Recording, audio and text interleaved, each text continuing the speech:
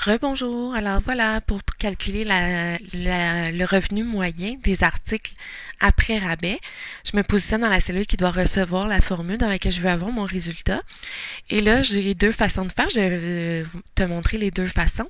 Donc, je peux utiliser le bouton Somme automatique, c'est-à-dire que je vais dérouler le menu de ce bouton-là. Je vais sélectionner la formule moyenne. Donc, il m'ouvre, il m'écrit en fait la fonction que je veux utiliser et il me propose une plage qui ne me convient pas nécessairement.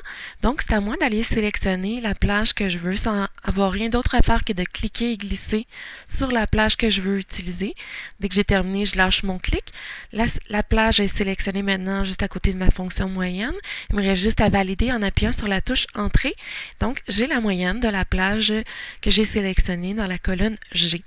Donc, l'autre façon de fonctionner, je vais le faire pour la prochaine fonction, c'est le revenu le plus élevé des articles.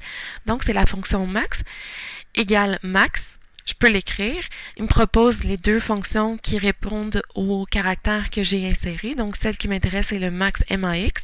Je double-clique dessus. Cette fois-là, il ne me propose pas de plage, mais il m'ouvre déjà la parenthèse.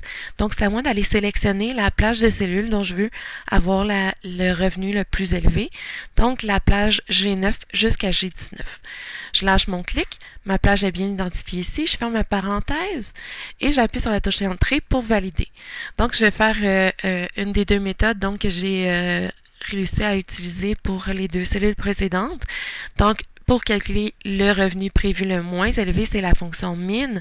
Donc, je peux taper égal min ou je peux passer par le bouton somme automatique pour aller sélectionner la fonction min.